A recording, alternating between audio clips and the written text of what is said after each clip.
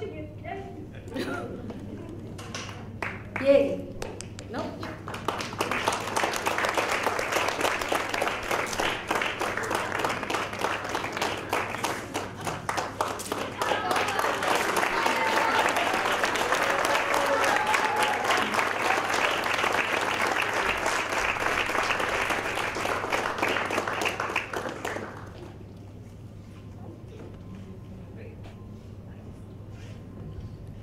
Congratulations, Nimrat. The copies of this book are available outside. Now what I'd like to do is call the author, the counselor, Dr. Nimrat Singh, who is a PhD, as Geet mentioned, in organizational behavior from Gujarat University. 18 years is her journey as a counselor. She has done extensive trainings in various schools and academic institutions around the country. Dr. Singh is also the founder of Tangram, Tracking the Human Mind, an organization which deals and looks at counseling, which is very interesting because there's some lovely cases from her sort of counseling experience that she has shared in the book, which makes some fantastic examples for us to read. So, Dr. Nimrat Singh, it'll be great if you could share your journey as a counselor, a mom, and now an author. Over to you.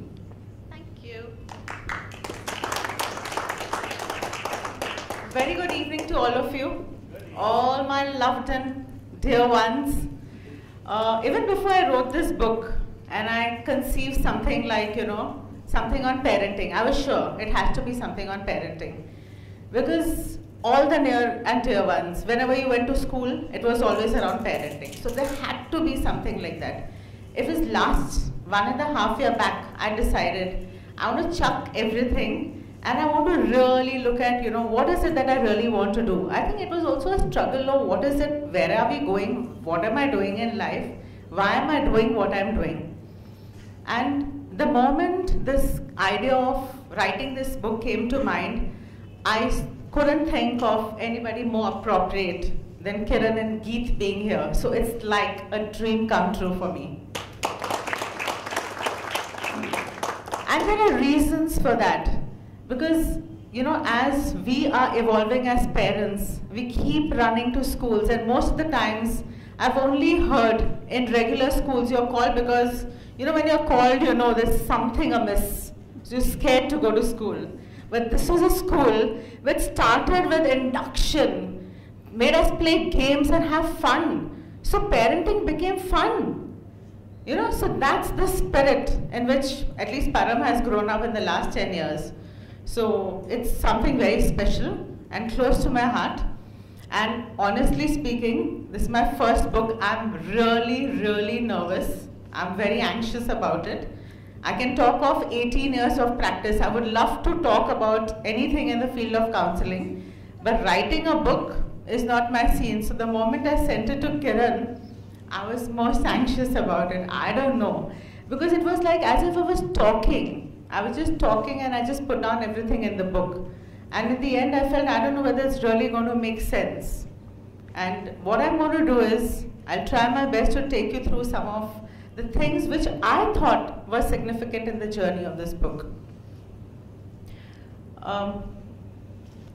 Okay, another thing, I can make mistakes is one thing I discovered and I allowed myself to do because it's my first book. I'm a novice, I'm an amateur.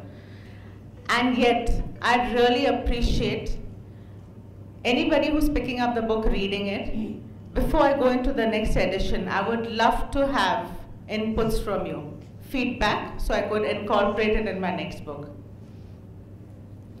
All right, so the book actually is very simple. It's got 4 chapters. It starts with an introduction. We can't talk of a family without talking about a joint family system in India. So we talk about, I had some personal truths. I was grappling with things. I started with that. I had issues with Param growing up. As any other parent, everything has to be perfect. The only child, he has to be perfect in whatever he's doing.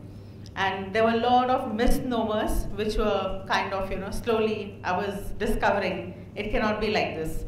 So one is the birth order. As I meet people, recognize, talk to them, You think birth order has a role to play in our upbringing? Birth order, if you're the first child, second child, only child, you think it can do something? Yeah. So do you think it applies now with 1 children and 2 children?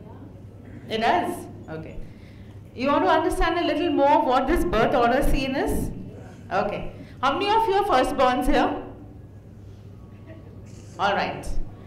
Now there's a theory of Adler which says you can keep your hands up because your collars will also go up now in some time. Firstborns are, by virtue of their birth, because of the first child who is born, the husband might become mummy papa. So, he's like one child you want to grow the way koi aise bachcha nahi grow hua. That's my child. I'm not going to do anything wrong. Nothing is going to go wrong with this child.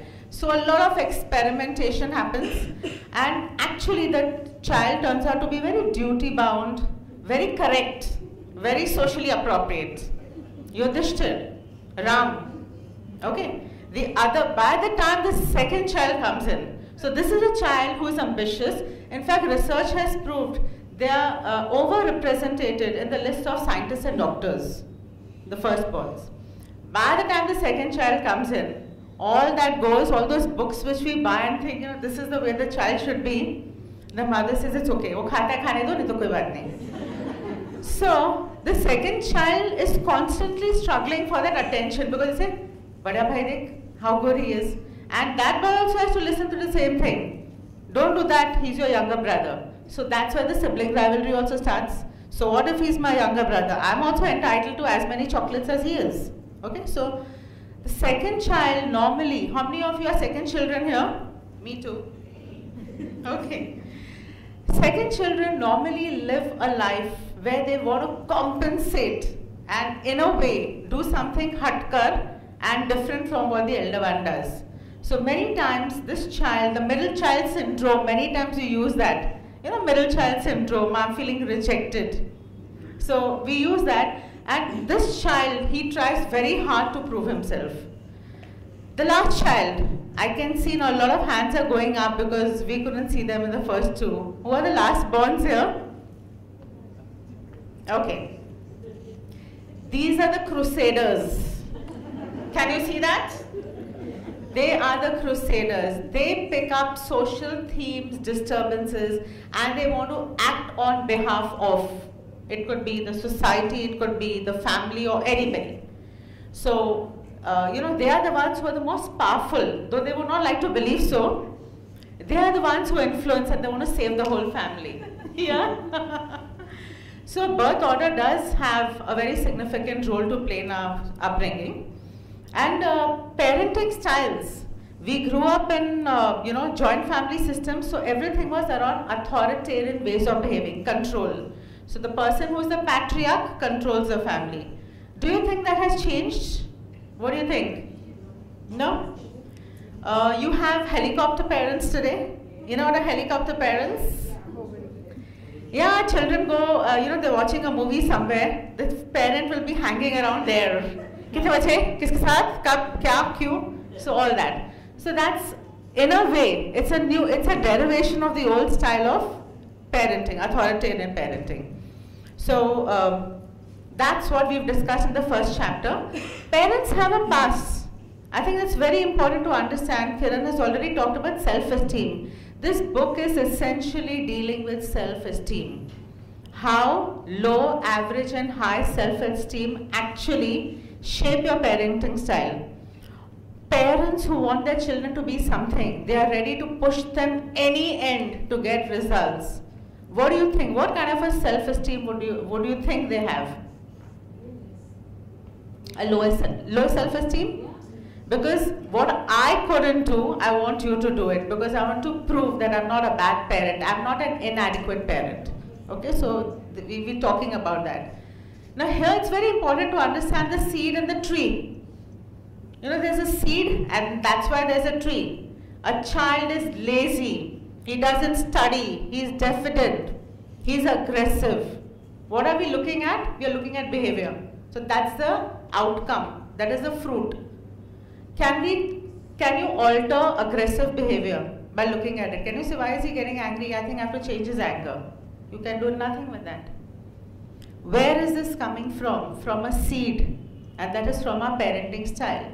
Many times you have parents coming and saying, बहुत obstinate है, बहुत जिद्दी बच्चा है.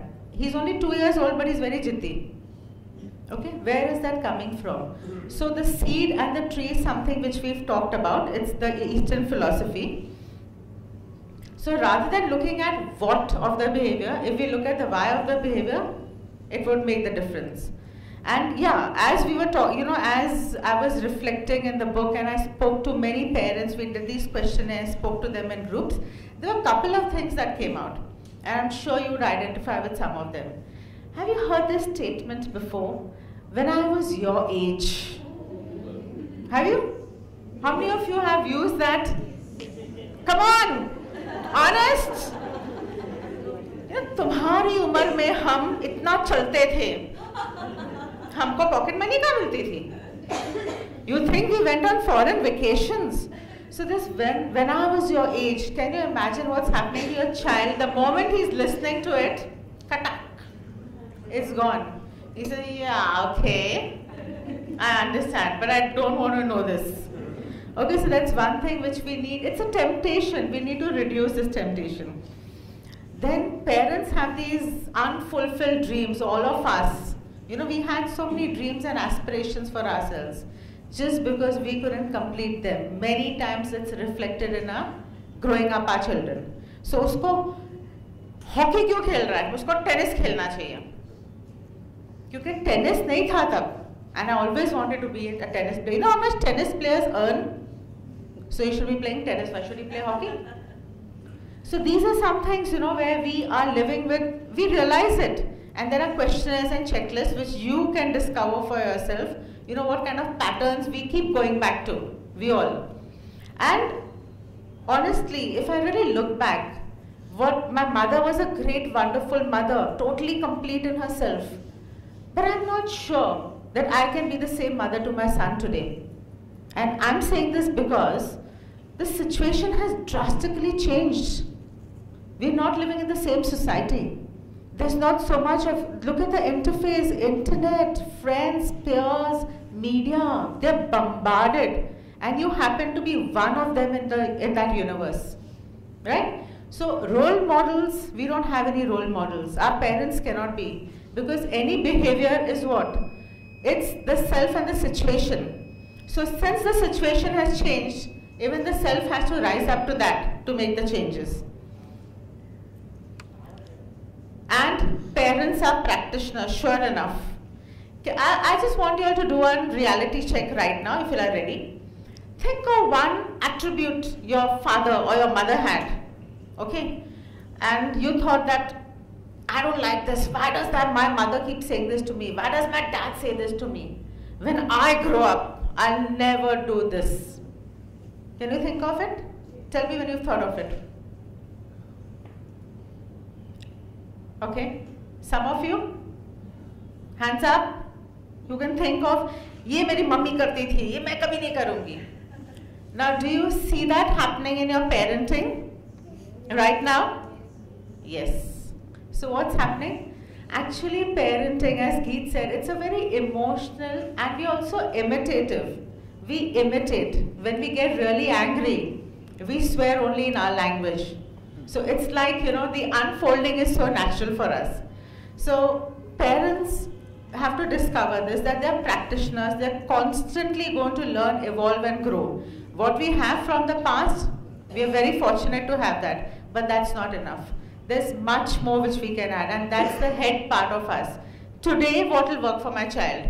Many times I've heard people, some 10 years back, when the media became the internet became so important. Networking, problem, FB, this, that, I don't know where my child's going to be. Very honestly, is technology so abusive? Is it such a bad word? Technology is not such a bad word. There's so much you can do with your children using technology. So, these are some things, because we've heard this, this is the way. It's not supposed to be used too much. But there's so much of learning, so much of, you can do so much with your child with using technology. So there are some myths, there are some repetitive patterns, I think, which we all need to, we constantly are bothered by them. And if you ask that why, if my mother didn't do it, can I not do it? What kind of a mother would it make me? So the context is the here and now. And honestly, there's so much being written on the indigo children today. 70% of India is youthful, is below 18. And we're going into a generation where this world is going to turn around. And who's going to turn them around? Our little bachchas. They're going to bring about huge change in the world because they have the spiritual, they have a social, there's a need to change. So that's why we also need to change with them. We have to keep in pace with them. We have to understand them and we have to be part of that change. And on this note, I'd like to close because I want to hear you. I want some responses from you too. So thank you. Over to Preeti.